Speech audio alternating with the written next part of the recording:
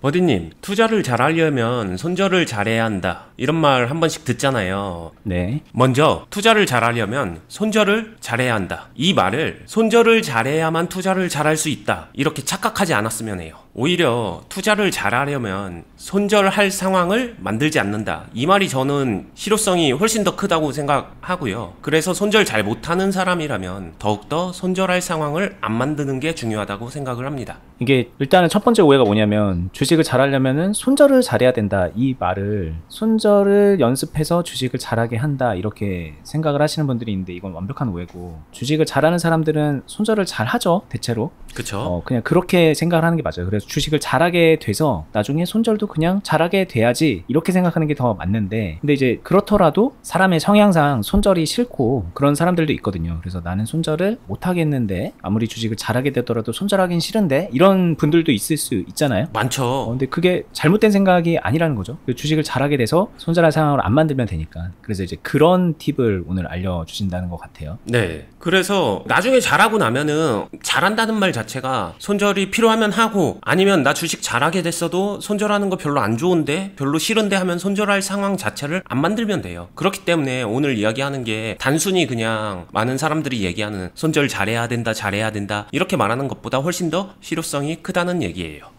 손절할 상황을 안 만들기 위해 필요한 것은 첫째로 고점 돌파, 스캘핑, 단기 단타 이런 류의 매매들이 있거든요. 공통점은 타이밍적인 감각이 필요한 매매들이에요. 이런 타이밍 감각이 필요한 매매를 나중에 하는 거예요. 지금 하지 않는다. 일단 이겁니다. 손절을 잘한다는 게 사실 매매에서 타이밍을 이용할 수밖에 없거든요. 이용을 해야 돼요. 반대로 손절을 잘 못하는 사람들, 잘 못한다는 건 아직 타이밍을 이용할 줄 모른다는 말이거든요. 그냥 정확한 증명 같은 거예요. 예를 들면 지금 보시는 종목을 한번 볼게요. 그러면은 여기서 올라갔을 때 매매하는 고점 돌파 매매가 대표적이 되겠죠. 사고 나서 올랐어요. 올랐으니까 문제 안 되겠죠, 결과적으로. 근데 실제로는 이게 오르기만 하냐? 실전에선 떨어지는 경우도 많잖아요. 그럼 떨어지면 제일 먼저 고민해야 되는 게 언제 어떻게 팔 것인가. 여기서 산 게 있기 때문에 언제 어디서 어떻게 팔 것인가, 이거를 고민을 해야 되거든요. 그러면은 이 타이밍, 사는 것도 타이밍을 고민해야 되지만 파는 것도 타이밍을 고민할 수밖에 없는 그런 류의 매매들이 존재하고요. 이거를 좀 나중으로 미루라는 거예요. 타이밍 감각이 연습이 돼서 키워진 후에 해야 된다라는 거죠. 그러면은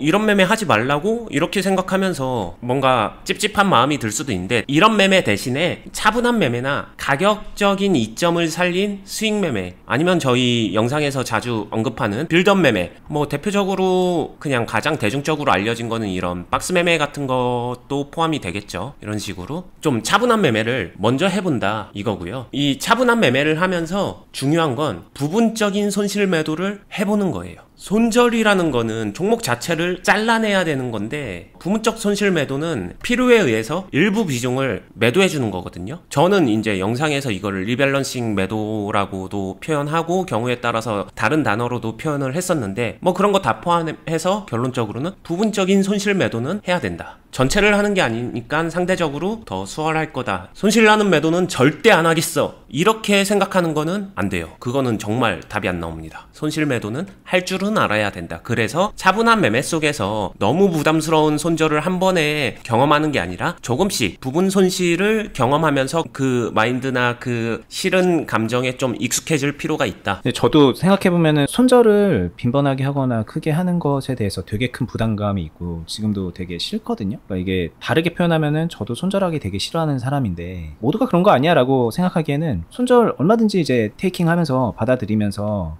손절할 때 과감하게 하고 또 과감하게 베팅하고 그러면서 주식 잘하는 분들도 있을 거예요. 그런 분들하고는 저는 되게 다른 성향의 사람인데, 따지고 보면 되게 다른 성향의 사람인데, 근데 제가 주식을 못하느냐? 저는 이제 제가 자체적으로 평가할 때 그렇지 않고, 아마 언니님이 볼 때도 그렇지 않잖아요. 제가 주식을 못한 사람은 아니란 말이에요. 충분히 잘하죠. 그죠? 근데 어떻게 그렇게 잘하게 됐지라고 했을 때 제가 이제 기점이 됐던 게 손실 상황에서의 매도를 하기로 마음먹었을 때, 이건 사실 진짜 거의 마음먹었을 때부터 바뀌었다고 볼 수도 있을 것 같은데, 그전에는 그냥 싫었거든요. 그거 자체가, 내 마음 자체가. 그러니까 안 하게 되고 피하게 되고, 그러다 보니까 이제 뭐 물리는 것도 되게 많아지고 큰 손실을 보게 되고 그랬었는데, 손실 상황에서의 매도를 받아들이고 그 부분을 내 매매에 잘 녹여냈을 때, 그때부터 진짜 많이 바뀌었거든요. 그래서 오늘 얘기가 너무나도 중요한 얘기고, 사실 제 경험적으로는 완전 주식 인생의 기점이 됐을 정도로 되게 중요한 얘기이기 때문에 여러분들도 그냥 흘려듣지 않았으면 좋겠다는 생각을 하게 되네요, 듣다 보니까. 네, 되게 중요한 얘기고, 저는 주식 얘기가 아니라 이렇게 생각해 보세요. 노래를 부를 때 고음을 누구나 잘 내는 건 아니잖아요. 저도 고음을 참 못 내는 사람인데 고음을 못 내는 사람이 고음을 내려면은 그냥 악 쓴다고 해야지 해서 마음 먹는다고 안 돼요. 그게 될 수가 없습니다. 그러면 먼저 잡는 게 보통 호흡과 발성을 잡으라고 하는데, 주식도 마찬가지예요. 손절 잘해야지 한다고 되는 영역이 아니기 때문에 안 되는 거 되게 그냥 악 쓴다고 되지 않으니까 그 전 단계에서 필요한 것들을 먼저 익숙해지고 그 다음에 여기까지 활용을 할지 안 할지를 활용해도 되거든요. 가수들이 전부 다 3옥타브 이상의 고음을 내는 건 아니잖아요. 훨씬 더 낮은 소리를 내더라도 노래 잘 부르는 사람 많단 말이죠. 그러니까 이게 꼭 의무나 필수로 생각하진 않아도 된다, 이런 마인드를 탑재했으면 좋겠고요. 그래서 손실 매도를 좀 할 줄 알게 됐다, 그럼 그 다음에 반드시 해봐야 되는 게 또 있어요. 손절 상황까지는 만들지 않으면서 차분하게 공격을 해보는 거예요. 공격이라 함은, 이런 매매는 매매 자체가 사실 공격성을 내포하고 있거든요. 다르게 말하면은 다들 이런 매매 할 때 꿈꾸는 게 있잖아요. 가자, 한방, 이거 잘 가면은 나 크게 먹는데, 이런 수익을 잘 내게 만들어줄 거라고 생각하는, 수익 극대화가 될 수 있을 거라고 나한테 막 심장을 벌렁벌렁하게 만들어주는 그런 어떤 요소들, 그게 전부 다 공격적인 매매가 가지고 있는 특성이거든요. 그러면은 이런 차분한 매매를 할 때는 일단 그런 쫄깃쫄깃함이 없어요. 왜 없을까? 공격을 못해서예요. 여기서 공격을 어떻게 할 수 있을지 자체를 모르고, 여기서 뭘 하더라도 그냥 밋밋하고 수익이 크게 나지 않을 것 같으니까 싫은 거거든요. 아니면은 기피하거나 이거 해서 돈 되겠어? 이런 생각도 할 수 있겠죠. 과거엔 저도 그런 생각한 적이 있었으니까. 근데 그래서 이런 상황 속에서 어떤 식으로 공격을 해서 어떤 식으로 수익 극대화해야 되는지를 경험하는 게 진짜로 필요해요. 하나의 예를 들면은, 여기서는 100만원 또는 1000만원 가지고 공격을 해서 잘해서 잘 맞췄다라고 했었을 때 내가 수익을 뭐 한 10% 정도 냈다라고 하게 되면은 그냥 평균 500만원이라고 말을 해볼게요. 그럼 50만원 정도 수익을 내는 건데, 이 50만원이라는 수익을, 금액을 가지고 와서 여기서 나는 어떻게 낼 수 있을까를 생각해보게 되면은 큰 틀에서 두 가지 방법이 있어요. 한 번에 내는 게 아니라 여러 번 쪼개서 낸다. 아니면은 훨씬 더 안정적인 파동이니까 내가 였다가 넣는 자금을 키워가지고 이것보다 더 큰 수익금을 만든다. 이런 식으로 여러 가지 생각을 해보게 되면 방법들이 존재하거든요. 맞다 틀리다를 말하는 게 아니라 그런 여러 가지 방법들을 알아야 돼요. 그래야 내가 어떤 형태로 공격을 했었을 때 더 좋은지를 알게 되고, 자신을 이해하고 자신의 성향을 살린 공격이 가능한 거죠. 손절을 안 할 수 있는 상황에서. 이게 되게 중요하다고 생각해요. 그죠. 이게 이런 얘기를 하면은 어쩔 수 없이 나 이거는 이런 식으로 해서 하루 만에 50만 원 버는 걸 하고 싶다. 여기서 지금 딱 봐도 2달인데 이 2달 동안 50만 원 버는 거랑 하루 만에 50만 원 버는 거 뭐가 좋아? 당연히 이게 좋잖아. 그래서 이거를 반복해서 2달 되면은 뭐 한 1000만 원 벌 거야. 막 이런 식의 생각을 하는 거거든요. 뭐 그렇게 할 수 있어서 결과를 만들어낼 수 있으면 하시는 건데, 근데 이게 문제는 뭐냐면 이런 걸 하다가 이제 손절을 반복하게 되고 뭐 그러면서 이제 오히려 마이너스가 깊어지고 그러는 게 있단 말이에요. 그러다 보니 바로 여기로 뛰어들어서 그렇게 꼬라박기보다 여기로 가서 일종의 먼저 선행 매매를 이쪽에서 경험을 쌓아라 라는 얘기를 하는 거잖아요. 근데 여기에서 이제 많은 분들이 되게 상실감을 느끼는 게, 그럼 여기 2달 동안 50만 원 벌란 얘기야? 이런 얘기인데, 그게 아니라 여기에서 이 50만 원을 지속적으로 쪼개서 분할해서 내면서 이것보다 훨씬 더 큰 금액을 낼 수 있는 방법이 있단 말이죠. 여기서, 그리고 실제로 뭐 1000만 원을 버는 것도 아닐 테니까.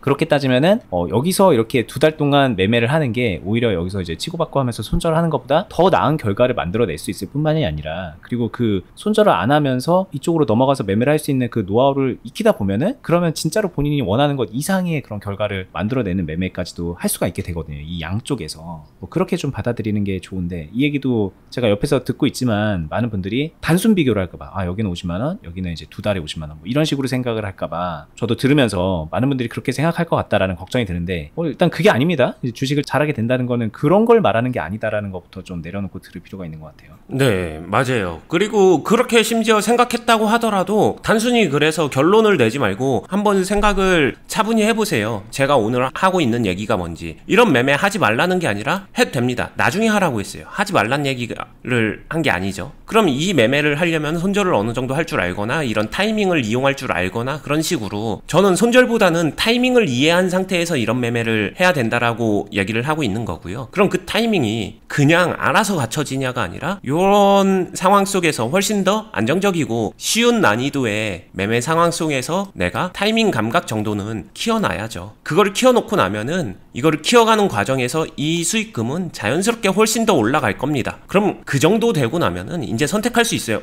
나 안 해본 사람이 이거 별론데 라고 말을 하는 거지, 해보고 나면은 이거 생각보다 괜찮은데 나 그냥 이 매매 계속할래, 이런 사람도 전 많이 봤거든요. 여기로 안 넘어가요.